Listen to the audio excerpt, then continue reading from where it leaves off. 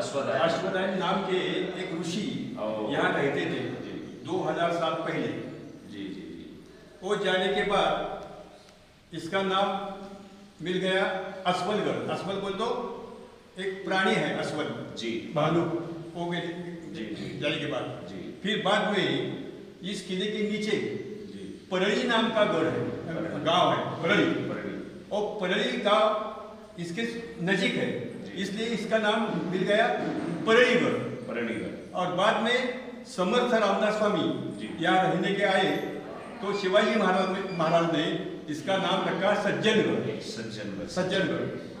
ये सज्जनगढ़ आदिल शाह के कब्जे में था। विजापुर का आदिल शाह इसके कब्जे में था। और शिवाजी महाराज ने 1673 में 1673 ये उनको मिल गया लड़ने के बाद। और जब ये किला उनके कब्जे में आया तो समर्थ रामदास स्वामी को मिलने गए। जब समर्थ रामदास स्वामी शिवतरगढ़ में थे, ये रायगढ़ जिले में रायगढ़ किला है, उसके नीचे शिवतरगढ़ है, उसकी तपस्या भूमि थी। अच्छा अच्छा। तपस्या भूमि थी, वहाँ मिलने हुए। और मिलने के बाद उन्होंने उनको बता दिया कि आप बूढ़े हो गए, अब हमेशा एक जंगल में गुहा में रहते थे, अब एक एक एक एक एक जगह इस जगह में रहने को आओ। तो उनको उन्होंने बताया कि सज्जनगढ़ किला, परली किला अब हमारे कब्जे में आया है, वहाँ रहने को चलो। अच्छा। तो उनके कहने पर, उनके विनती पर समर्थ रामदास स्वामी एक किले पर रहने को आए। एक किला समुद्र सपाटी से 3000 फुट ऊंचा है। हाँ, अब जो हम खड़े हैं इसको बाले किला बोलते हैं। बाले किला सबसे ऊंचा भाग रहता है, सबसे ऊंचा किले पर का वो बाले किला है। और बाले किले पर वो जो सामने है वो शिवाजी महाराज का राजमहल है। अच्छा। हाँ, वो उस जमाने का राजमहल है। शिवाजी महाराज ने यहाँ का किलेदार था ये काटकर बोलते हैं। अच्छा। उनको बताया कि रामदास गोसावी किले पर रहने के लिए आते हैं, उनको हमारा राजमहल दे दो रहने के लिए। तो वो राजमहल छत्रपति शिवाजी महाराज ने रामदास स्वामी को, अपने गुरु को रहने के लिए दे दिया। उनका खुद का स्थान स्वामी जी को दे दिया। पहले से वो यहाँ रहते थे। हाँ, पहले शिवाजी महाराज रहते थे, मैं कभी आए तो रहते थे। शिवाजी महाराज एक किले पर हमेशा 2-4 महीने रहते थे। ऐसे महापुरुष रहे होंगे, ऐसे एकांतिक स्थान थे जहाँ आने के लिए रास्ता भी नहीं था उस समय, आज रास्ता बन गया। तो छत्रपति शिवाजी महाराज ने किला दिया 1673 में, लेकिन समर्थ रामदास स्वामी यहाँ रहने के लिए आए 1676 में।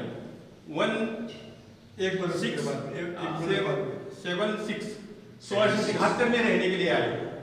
और रहने के लिए उनको विश्रांति लेने के लिए वो क्वाट बना दिया, लकड़ी का क्वाट है। अब हमको शेयर के लिए अंदर जाने के बाद हम वो बताएंगे, अभी यही बता देंगे। आप जब उधर जाएंगे तो उधर की बात करेंगे, अब यहाँ की बात करेंगे। जी जी। हाँ, तो यहाँ ये राम मूर्ति है।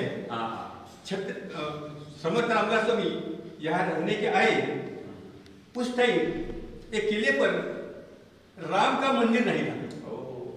वो राम तो उसके कुल दैवत है। राम माझे मणि, राम माझे धनी, शोभे सिंहासनी रामवान। लेकिन राम किधर है? राम यह नहीं था।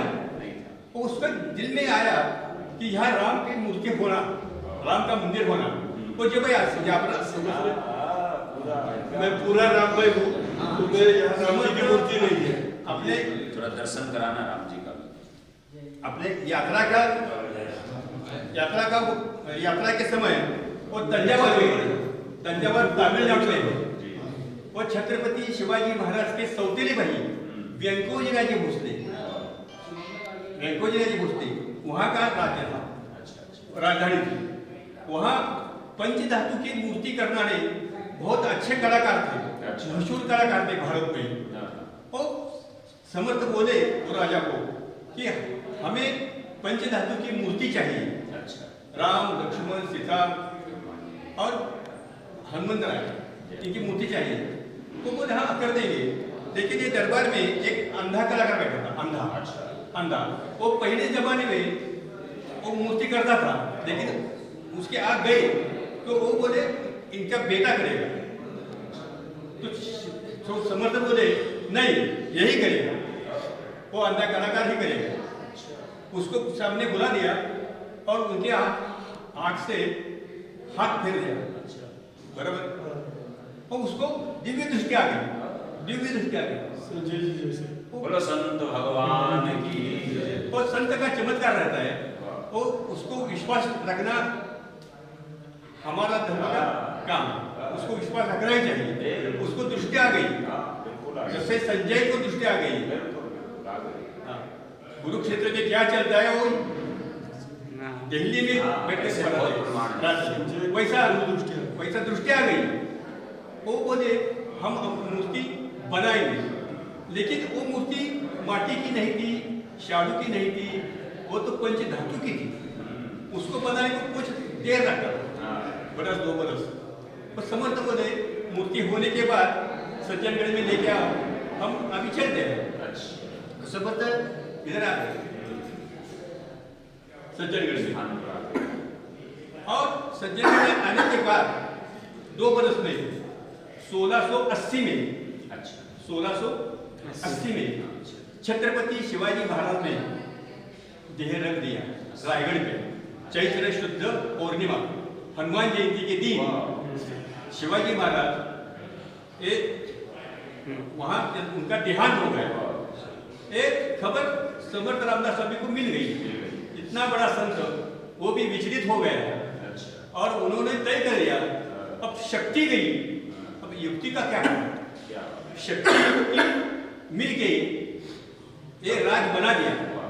शक्ति शिवाजी महाराज, युक्ति समर्थ, वो दोनों ने मिलके ये सब महाराष्ट्र में हिंदू का साम्राज्य निर्माण किया। अब शक्ति गई, अब युक्तियों क्या क्या काम है। उन्होंने भी तय कर दिया कि हम भी अब समाज लेंगे। उन्होंने खाना पीना छोड़ दिया, समाज में नहीं मिलते थे, और वहाँ उनका मठ है, उनका खोली है, वो खोली में बैठते थे, ऐसे समाज में नहीं मिलते। किसी को मिलना नहीं, एकांतवास कर दिया। और फिर उन्होंने तय कर दिया माघ वद्य नवमी 1682, 1676 को रहने के आए, 1682 में समाधि लिया। 6 बरस समर्थ वहां रहते थे, और तय कर दिया कि हम नवमी को समाधि लेंगे। वो कलाकार यहाँ पंचमी में आए, माघ वद्य पंचमी में आए। मैं समाधि लेने के पहले 5 दिन आए, और फिर समर्थ रामदास स्वामी ने वो मूर्ति रखने के लिए एक कोटा बना दिया। कोटा को कोटा बना दिया। वो जो ओटा है उसके ऊपर अभी एक मार्बल बिठाया है। समर्थ रामदास स्वामी ने जो ओटा बनाया वो नीचे है, मार्बल के नीचे है। अब हम देखने जाएंगे उधर, वो मूर्ति वो कोटे पर रख दिया। आखिरी 5 दिन उन्होंने वो मूर्ति की पूजा अर्चा कर दी, अंदर जो पूजा अर्चा कर दिया। और फिर वो जो कलाकार थे, वो कलाकार को रामदास स्वामी बोले इतनी मूर्ति अच्छी बना दिया है कि तुझे क्या दूँ। देखो कुछ जमाने के संत महंत कैसे थे, वो बोले मुझे कुछ नहीं होना। मैंने ये मूर्ति जब मैं बनाता था, रोज हमें राम जी का, लक्ष्मण जी का, सीता माई का, हनुमान जी का दर्शन मिलता था। उन्होंने देखकर हमने वही मूर्ति बनाई है, और आपने जो जैसा बताया वैसी मूर्ति बनाई। और आपका भी दर्शन मिलता था, अब भी आपका दर्शन मिला। अब मुझे ये दुनिया में कुछ देखने का नहीं, मेरी आंखें आपने दी थी कि वापस निकले। तो संत बोले संत एक बार देता है तो वापस नहीं देता नहीं। तूने क्या मांगा, ऐसा नहीं। एक आँख का दृष्टि दिया है, इसका इंतजाम उपयोग करके वापर करके अच्छी मूर्ति गढ़ाने का और जिसको जरूरत है उसको देने का और उसको भेज दिया वापस। और समर्थ जी ने 5 दिन पूजा अर्चा की, उपासना की और वो मंचक है ना, वो मंचक से नीचे उतरे और आसन लगाया, उत्तर दिशा को मुख किया और योग समाधि योग समाधि लिया। योग समाधि लिया। दोपहर 12:30 बजे उनके पंचप्राण निकले मस्तक से और राम जी के मूर्ति के हृदय में चल बसे। हृदय में अभी राम भी है और समर्थ जी भी है। उनके हृदय में अब भी राम जी समर्थ जी है, अब भी है। ऐसे ही दिव्य मूर्ति है। एक उन्होंने समाधि लिया, समाधि वहां लिया, लेकिन उनका अंत्य विधि अग्नि यहाँ नीचे एक क्या समाधि उसे अग्नि दिया जी। और एक खबर राजधानी रायगढ़ को पहुंच गई। उस जमाने में शिवाजी महाराज तो नहीं थे, उनके बेटे संभाजी महाराज थे। संभाजी महाराज तीसरे दिन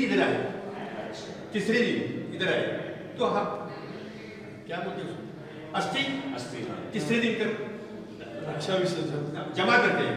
उस टाइम आया और अचानक एक चमत्कार हो गया। ये जो समाधि है ये किसने ने बनाई नहीं। स्वयं प्रकट हो, अपने आप ऊपर आ गए, उसको स्वयं समाधि बोलते हैं। ये जो समाधि है संभाजी महाराज जब पधारे उन्होंने जो अस्थि किसी ने बनाया नहीं। अच्छा। और यहाँ का किलेदार था, उनको बता दिया कि समर्थ जी की पहली पुण्यतिथि यही कर देंगे, लेकिन उसके पहले यहाँ एक मंदिर बनाओ, राम जी का सिंहासन और नीचे समाधि, इसके ऊपर मंदिर बनाओ।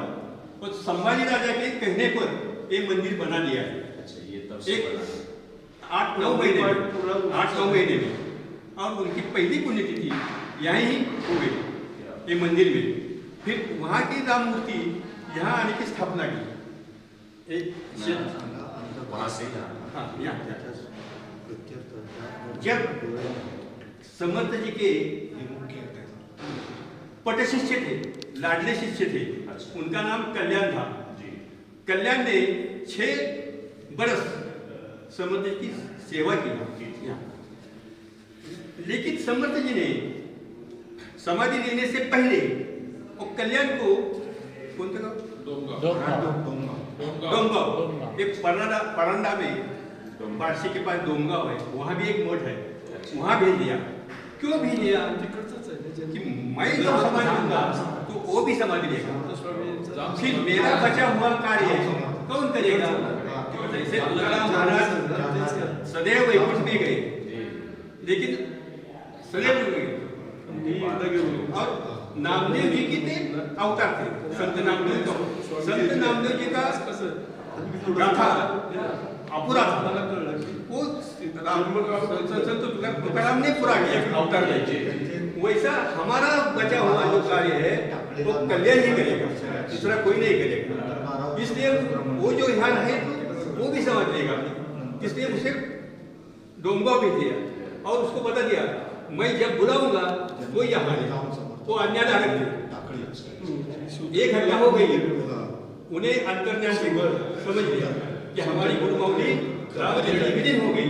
तो वहां से वो भागते यहाँ आए, समाधि को गोद में लिया और बोल दिया कि मैं तुम्हारा लाडला शिष्य हूँ। हमारे साथ दर्शन दिया नहीं, बोले नहीं, कुछ नहीं, और अचानक गए। अब हमें दर्शन चाहिए, जब तक मैं अन्न पानी नहीं ग्रहण करूँगा। समर्थ जी को अपने लाडले शिष्य के लिए समाधि से ऊपर आना पड़ा। वो वायु तत्व से ऊपर आए, ऊपर आए, वायु तत्व से ऊपर आ गए, वायु तत्व के प्रकट हो गए, दर्शन दे दिया। बहुत बढ़िया समझ में आ रहा है। दर्शन दे दिया और उनको आखिरी उपदेश किया, आखिरी उपदेश। और वो बाटी में सुन लो और जान लो. माझी काया आणि वाणी गेली म्हणाल अंतकरणी, परी मी आहे जगजीवनी निरंतर श्रीराम. साधू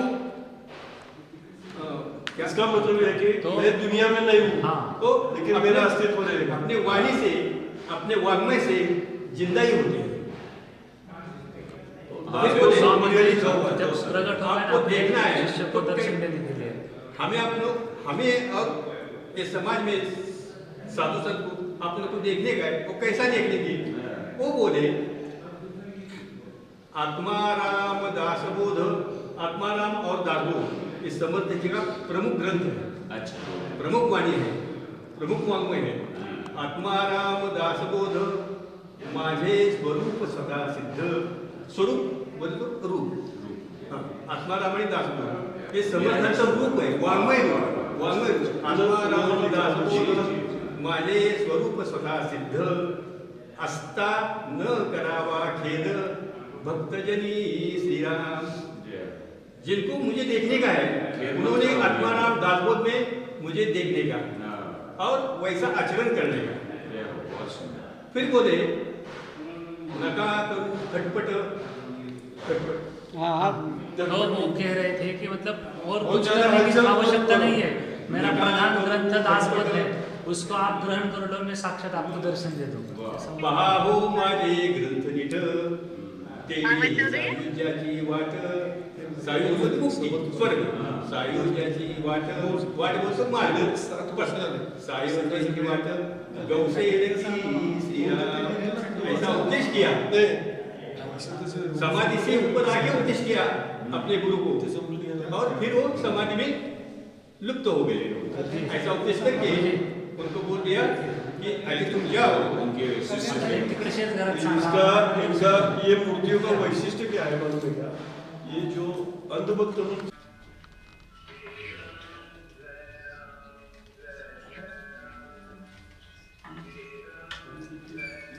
बुवा पुष्प द्या ना.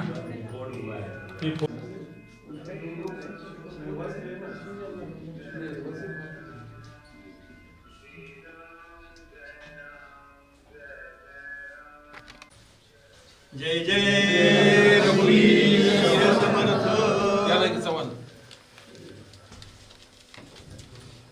जय जय रघुवीर समर्थ.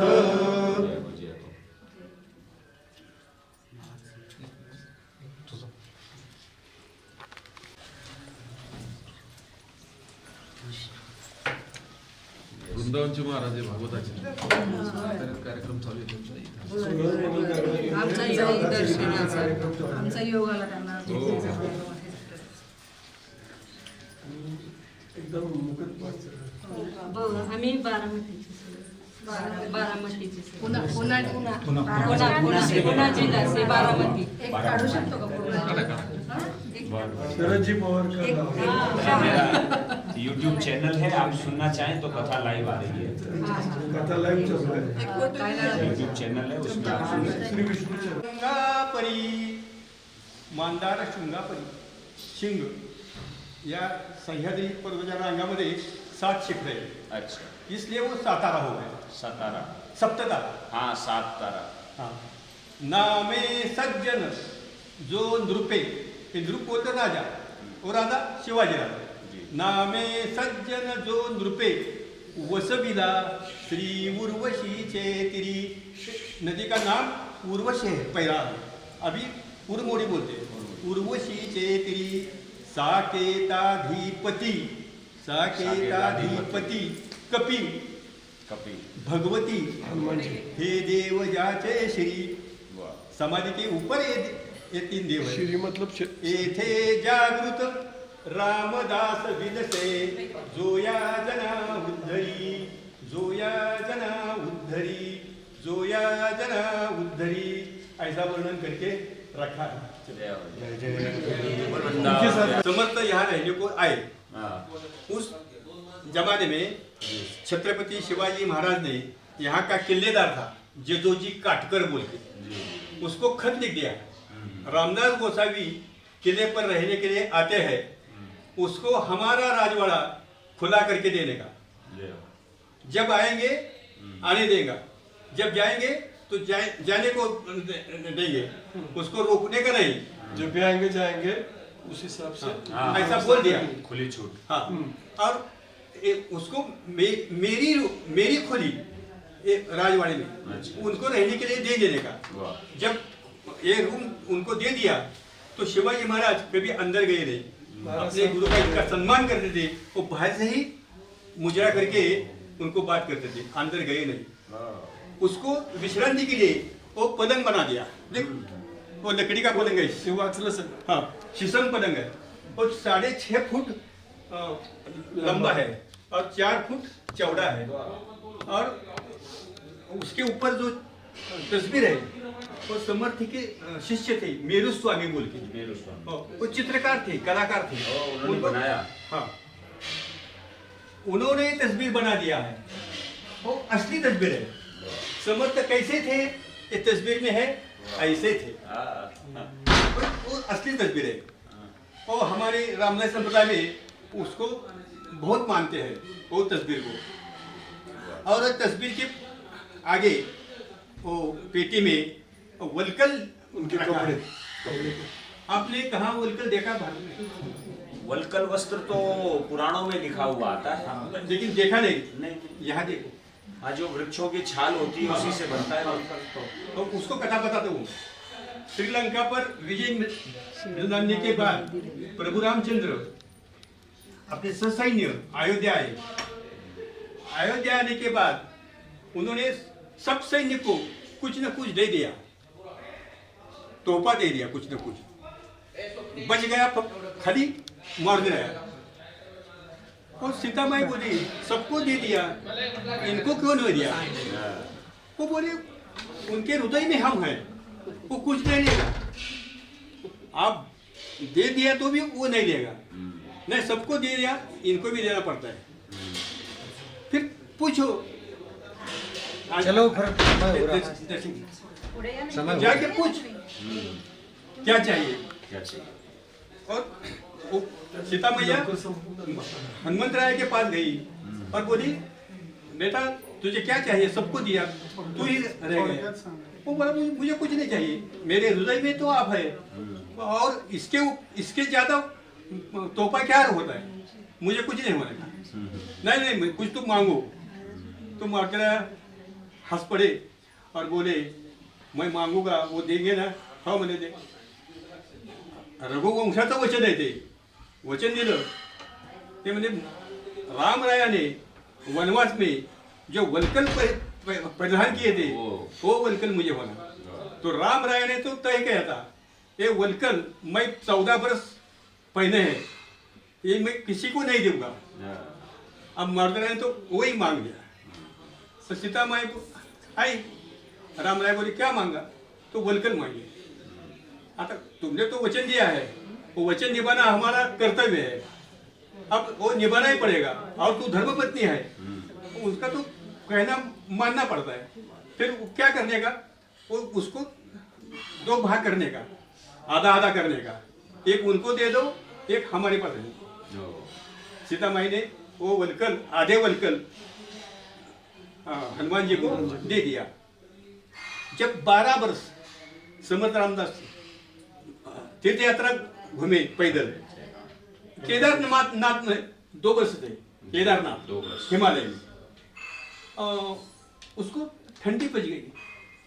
वो राम राय बोले हनुमंत राय को, वो तुम्हारा अवतार है, तुम्हारा अंश है, उसको ठंड बचती है हिमालय में, उसका रक्षण करो।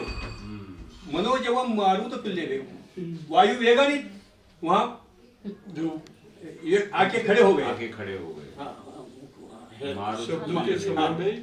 और उसको मिला दिया, गले लगा दिया और बोले आपको ठंड बचती है?